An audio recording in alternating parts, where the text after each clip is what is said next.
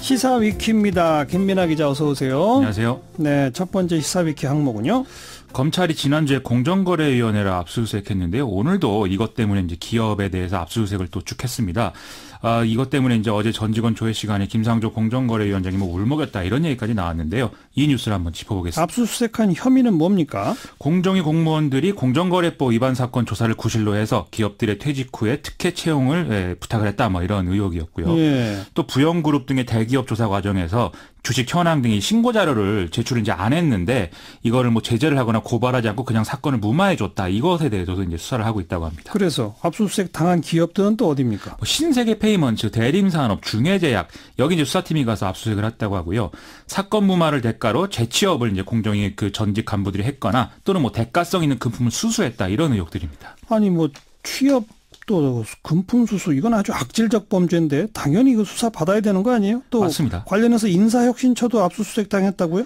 그렇습니다. 왜냐하면 이제 공직자윤리법을 보면은 4급 이상 공직자가 퇴직 전에 5년간 소속했던 곳에 업무 관련이 있는 곳에는 3년간 재취업할 수 없도록 돼 있거든요. 예. 이걸 결국 인사혁신처가 확인을 해줘야 되는 것인데 그렇죠. 인사혁신처 공직자윤리위가 이 공정위 퇴직자들의 재취업 심사를 하면서 허위 자료를 냈는데 그걸 그냥 받아줬다 이런 정황이 있다 이런. 그러면 인사혁신처도 공정위랑 뭔가 내통했다 이렇게 또 의심해 볼 수 있는 거란 말이죠. 검찰은 거기까지도 이제 의심을 하는 것 같습니다. 그럼 이거 당연히 수사해야 되는 건데 김상조 위원장이 뭐 왜 울먹였다는 거예요? 어떻게 된 겁니까? 이렇게 얘기를 했습니다. 이제 지난주에 검찰 수사는 과거 정권 일에 대한 것이다. 그리고 정당한 업무라면 직원 개인이 책임지는 일은 없도록 하겠다. 이렇게 강조를 했고요.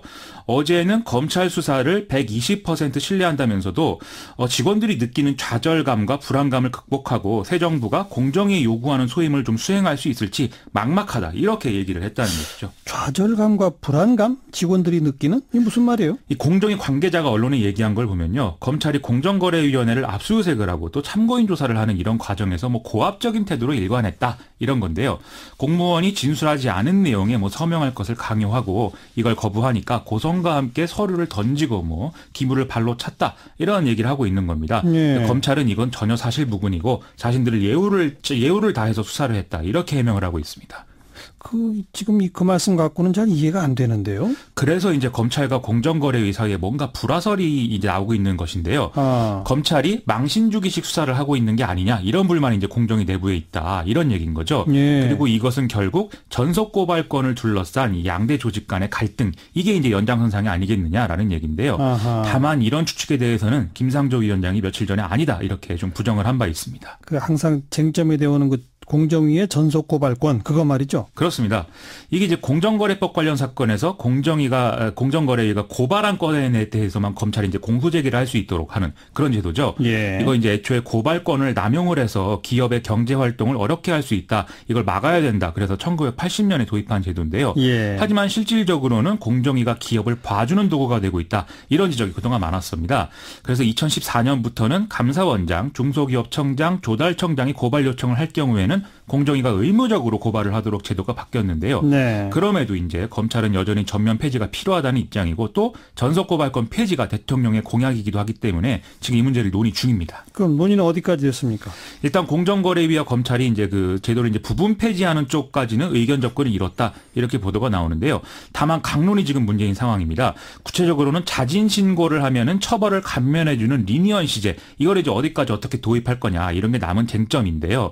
오는 28일 날 전속고발권 폐지 범위에 대한 마지막 토론회가 진행이 될 예정인데 이 결론을 놓고 다음 달에 최종안이 확정 발표될 예정이다 이렇게 보도가 되고 있습니다. 네.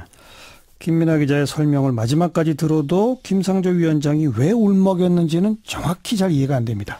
그러게 말입니다. 좀 우는 게 아니라 정확한 설명을 해주면 좋을 것 같은데 좀 아쉬운 부분이 있습니다. 추가 취재가 필요할 것 같아요. 그런 것 같습니다. 자, 두 번째 시사위키 항목은요. 한미 외교당국이 10차 방위분담 특별협정 체결을 위한 4차 회의를 오늘 개최했는데요. 지난 3월 초에 하와이에서 이제 시작을 했고 4월 제주도, 5월에 워싱턴 DC 이렇게 회의를 쭉 이어왔죠. 이번 회의도 이제 이틀간 개최가 되는데요. 이 전후 맥락을 좀 짚어볼 필요가 있습니다. 방위비 분담. 그렇습니다. 미국은 쭉 증액 요구해온 거잖아요. 그렇습니다. 지금 이제 쟁점 사항이 한미 연합훈련 중단을 협상에 어떻게 반영할 것인가 이것이 됐거든요. 네. 그동안 미국의 논리는 미군이 한미 연합훈련할 때 전략 자산을 전개하기 때문에 이 비용도 우리가 분담해야 되고 그러려면은 이제 방위비 분담금 늘려야 된다 이 얘기였는데 예. 우리 이제 그 자체를 인정하지 않는 그런 상황이었죠. 오늘 본 회담에 앞선 모두 발언에서부터 이 부분에 대한 좀 논리 싸움이 치열했는데요. 우리 정부는 이제 한반도 주변 정세 변화 이런 것들을 반영해서 협상을 하자 이런 취지로 얘기를 했는데 예. 미국은 정세가 변해도 임무가 변하는 것은 아니다 이런 논리를 들고 나왔습니다. 여전히 이제 분담금 증액을 요구하겠다 이런 입장을 유지하고 있다는 것이죠. 그럼 미군의 전략자산 전개 비용에 대한 우리 정부의 입장은 뭡니까? 방위비 분담금이라는 게 주한미군의 주둔 비용 중에 한국이 부담하는 목 이걸 이제 얘기하는 거 아니겠습니까? 예. 구체적으로는 뭐 주한미군이 고용한 한국인 노동자 인건비라든지 미군 기지 내 각종 시설의 건설 비용 그리고 주한미군의 탄약 저장 등의 군수 지원비 이런 게 해당이 되는 건데 전략자산 전개라는 거는 이런 것하고는 상관이 없기 때문에 애초에 이제 방위비 분담금에 들어가는 돈이 예. 아니다 이 얘기인 것이죠. 뭐 분위기가 계속 좋다면 한미 연합훈련은 계속 중단될 거고 그러면 이게 큰 쟁점으로 부각되지는 않을 수도 있겠는데 지금 분위기가 어때요?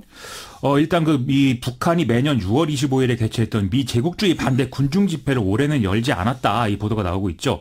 트럼프 대통령은 이게 이제 북미 정상회담의 성공을 보여주는 사례다라면서 지금 쭉 자화자찬을 하고 있는 그런 상황입니다. 오늘 중앙일보 보도를 보면은 미군 유해 송환과 비핵화 협상을 위해서 미국 당국자 6명이 지금 평양에 들어가 있는 상태라고 하고요.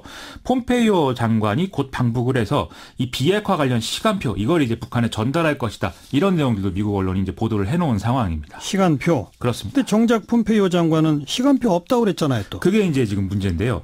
CNN과의 인터뷰에서 2달이 됐든 6개월이 됐든 시간표를 설정하지 않을 것이다. 지난 40년간의 긴장 관계가 있었는데 바로 지금 비핵화 로드맵이 나오는 것을 기대하기에는 시간이 너무 이르다. 이렇게 얘기를 했다는 것이죠. 예. 지금 그렇지 않아도 미국 내 트럼프 행정부가 좀 대북 협상을 너무 무르게 해서 너무 많이 양보하는 거 아니냐. 결국 뭐 북한이 핵보유국이 되는 거 아니냐. 이런 의구심들이 여러모로 이제 표현이 되고 있어서 이 마이크 폼페이오 장관의 발언이 좀 파장이 일고 있는 이런 상황입니다. 그리고 이제 이 마이크 폼페이오 장관 발언 직전에 국방부 관계자가 곧 우리가 이제 북한의 비핵화 시간표를 제시할 것이다. 이렇게 얘기를 했는데 이거는 뒤집은 것이기 때문에 지금 뭔가 북핵 협상 과정에서 국방부가 배제되는 거 아니냐. 이런 언론 보도가 쭉 나오고 있거든요. 예. 이게 결국 트럼프 행정부의 어떤 북핵 협상에서 좀 더 강경론에 힘을 싣게 되면 그리고 또 북한과의 관계가 안 좋아지면 결국 한미연합 군사훈련의 재개와 방위 분담금 인상 여기로 다시 논리가 쏠릴 수 있는 그런 점 아니겠습니까? 예. 우리로서는 좀 잘 되기를 바라면서 지켜봐야 되는데 좀 약간 걱정이 좀 생기는 그런 국면인 것 같습니다. 뭐 하루하루 폼페이오 장관, 존 볼튼 보좌관 한마디에 대해서 우리가 이렇게 일희일비하면서 분위기가 이리 쏠렸다 저리 쏠렸다 이것도 문제예요. 맞습니다. 좀 그렇게 할 필요는 없는 것인데 그래도 또 잘 지켜봐야 될 필요는 또 있겠죠. 자, 세 번째 시사위키 항목은요. 그동안 음란물 사이트의 대명사로 불리면서 논란을 일으켜왔던 소라넷의 운영자 한 명이 최근 구속됐다는 소식 이걸 좀 짚어보겠습니다. 아까 뭐 일부 시간에 뜬 뉴스 시간에도 잠깐 짚었었는데 외국에 있어서 못 잡는다더니 귀국을 했다면서요. 그렇습니다. 이제 원래 4명인데 이 중에 한 명이 지난 18일 자중 귀국해서 경찰 조사 받고 이제 21일 구속됐다. 이제 이런 내용이었죠. 근데 왜 귀국한 거예요? 이제 경찰 수사가 2015년에 시작된 이후에 좀 도피 생활을 해왔는데 4명 중에 3명은 외국 국적자고 시민권을 갖고 있는 반면에 지금 들어온 사람은 한국 국적자라는 것이죠. 3명은 외국 국적자예요? 그렇습니다. 그래서 외교부가 지금 여권을 무효화하고 경찰에 또 인터폴에 적색 수배를 요청했기 때문에 이게 이제 소재가 파악되면 체포영장 집행되고 범죄인 인도 절차가 바로 진행이 되니까 불편함을 느껴서 이걸 해결하기 위해서 자진 귀국했을 거다 이런 해석입니다. 법적 책임을 어디까지 물을 수 있는 겁니까? 지금 경찰이 밝힌 구속사유는 아동 청소년 성보호에 관한 법률 그리고 정보통신망 이용 촉진 및 정보 보호 등에 관한 법률 위반인데요. 이제 음란물에 미성년자가 등장하고 뭐 이랬다는 얘기 아니겠습니까? 근데 구속된 운영자는 자기가 음란물을 제작하거나 유통한 바 없고 단지 사이트를 운영했을 뿐이다. 이렇게 얘기를 하고 있습니다. 쉽게 말하면 이게 옛날에는 이 소라넷이라는 게 어떤 음란한 글들을 많이 게시를 하는 이런 곳이어서 작가들을 섭외해서 이제 글을 게시하게 했는데 이게 나중에 포털처럼 변하면서 이른바 작가들이 사진을 자기들끼리 올리면서 음란 사이트가 더 규모가 확대된 것이거든요. 그래서 자기는 이제 그 사이트를 만든 죄밖에 없다. 이런 얘기인 것이죠. 하지만 음란물 제작에 관여하지 않았더라도 배포하거나 유포하거나 또 영리를 취했다면 10년 이하의 징역을 받을 수 있고요. 비슷한 사례로 과거에 불법 음원 다운로드 사이트가 방조 책임을 인정받은 바 있다. 이 점을 좀 같이 볼 필요도 있습니다. 여기까지 수고하셨어요. 고맙습니다. 김민아 기자였습니다.